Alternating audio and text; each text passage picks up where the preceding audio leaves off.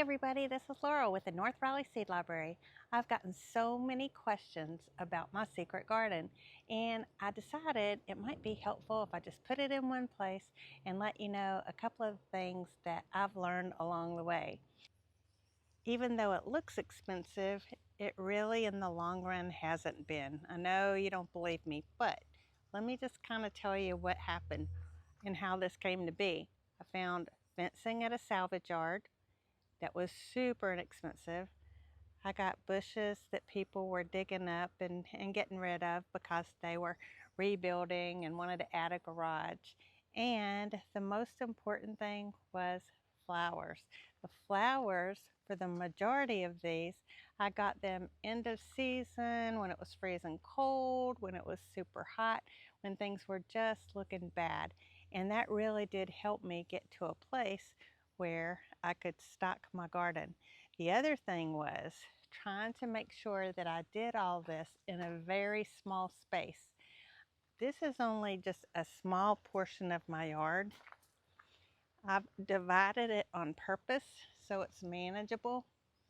And so if you see that trellis, right? I can't do math. And you see this patio table, right? You can kind of figure out going across how much space I've got.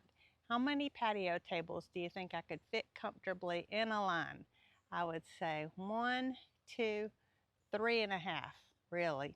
And then going down this line, here, this is a good example. There's my truck, okay? I could fit 1, 2.5 trucks along the side here. So I'm really not working with that big of a space.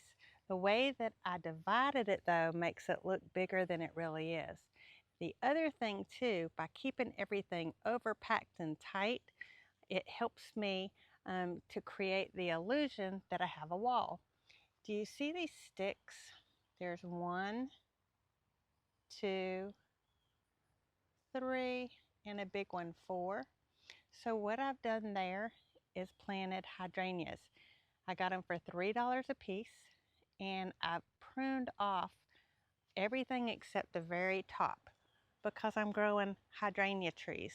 And the reason that I'm doing that is because I need to make sure that there's airflow for all the plants up underneath it. That's really, really important. I've also got salvia that's coming up all the way through the middle of the roses because I want color for the entire season. Same thing with the roses and hydrangeas. That's going to give me long blooming color. And by not putting in several different kinds of plants, but just different varieties of the same few that I'm repeating over and over, it makes it look fuller and the color lasts longer. So the other thing, I have a white picket fence that has space in between. I also have space that you see between all the bars in the metal fence. And the reason that it's important that I keep that open is for airflow. The easiest way to get disease is not having enough airflow. So I've pruned a lot of camellias and miscellaneous shrubbery against the fence so that they'll grow into a tree form that I'll keep short. And the rest of it, again, I'll keep low on purpose. I'll keep the hydrangea trees high. What I found, kind of accidentally, was by being on an incline and sinking your table low and having it lower than the fence, it creates a sense of privacy. When I sit down, I can't see or hear outside of this little area. It buffers some of the noise from the road. It also is a good way for me to visit without anybody knowing that I'm here, because sometimes I don't want you to see me without my makeup.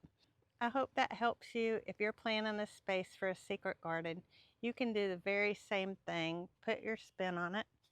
Make it something that you like to go to and have your coffee or listen to your music or just spend time alone or with friends.